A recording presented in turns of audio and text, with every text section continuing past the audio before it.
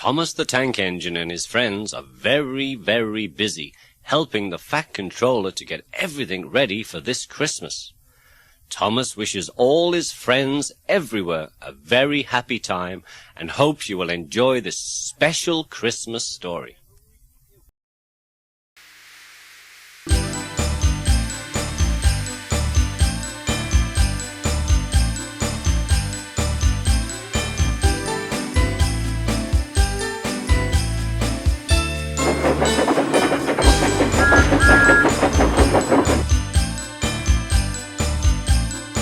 It was 2 days before the carol concert. The Fat Controller was very busy giving orders to everywhere to be scrubbed and polished, ready for the special night.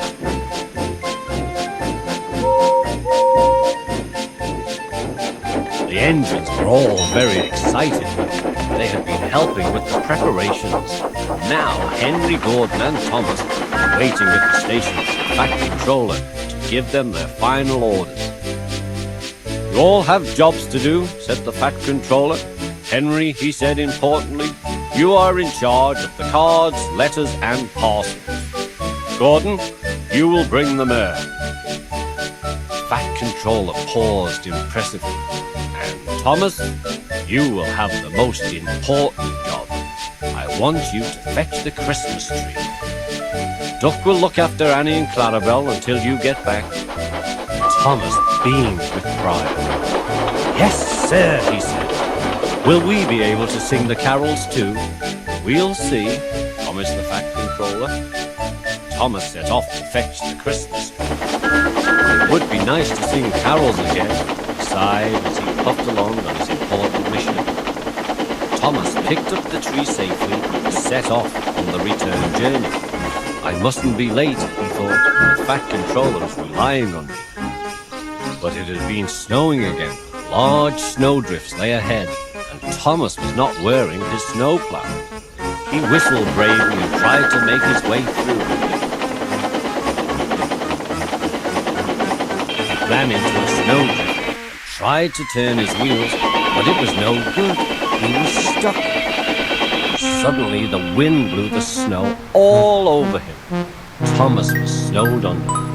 Back at the station, it had been snowing too. The other engines waited for Thomas to come back. They waited and waited. "Perhaps he's stuck in a tunnel somewhere," suggested Gordon. Henry let off steam indignantly. "He's much more likely to have been turned onto the branch line." "He could have run into a cow," suggested Donald. "Silence," said the Fat Controller. "We know that Thomas collected the tree safely, but now the snow has brought down the telephone wires. We must assume that Thomas is stranded somewhere near Edward Station." The engines all felt sorry for poor Thomas. "We're not going to leave him there, sir, are we?" asked Douglas. "Certainly not," said the Fat Controller. "I will need 2 volunteers to go and find Thomas." All the engines hooted at once. They all wanted to help to rescue Thomas. The twins, Donald and Douglas, were chosen for the job. Soon Donald and Douglas set off to the rescue, feeling cold but confident. "Good luck," the other engines whistled as the twins left the yard. At the junction they met Toby, Percy and Duck. "The Fat Controller has cancelled all trains until Thomas is found," said Duck, "so take care." "Come back safely with Thomas and the missing Christmas tree," added Toby. Donald and Douglas puffed bravely on. The snow was getting thicker now. They struggled through Edward Station. Donald wanted to stop for a rest. Douglas wouldn't let him. "What if Thomas is lying hurt somewhere?" he said. Again and again, Donald and Douglas forced the snowplows into the deep snow, and each time they managed to move slowly forward. Then they drew back and paused for breath. "Help! Help!" "What's that?" hissed Douglas. "I can hear something." "Probably the wind," insisted Donald. "No, listen," said Douglas. "Over here." "Och, it's Thomas!" they cried together. "Come on," said Douglas. "Let's get him out. He must be frozen to his frames in there. The men began to dig the snow away. Thomas's driver and fireman, who had taken shelter in a nearby cottage, came out to help too. It was not long before they had dug Thomas and the missing Christmas tree out of the snow.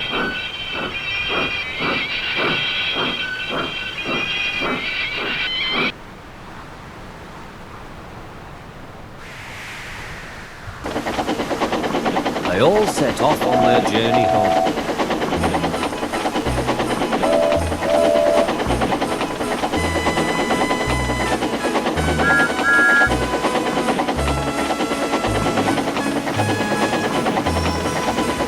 Fat Controller stood in front of the engines. "As a reward for all your hard work today," he said, smiling, "you may go and enjoy the carols. Be quick now."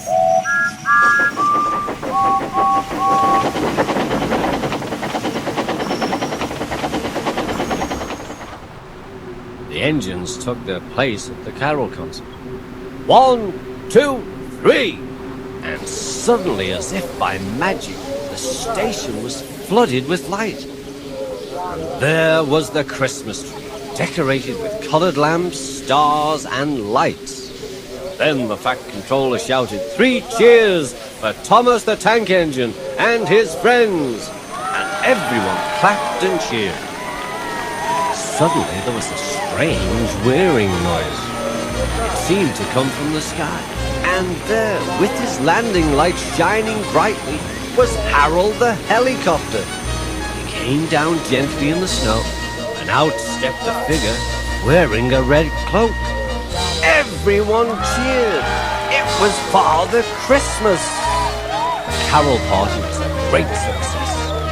"It's no fun getting stuck in the snow," whispered Thomas to Percy. "But it was worth it for the party. Happy Christmas, Percy. Happy Christmas, everyone."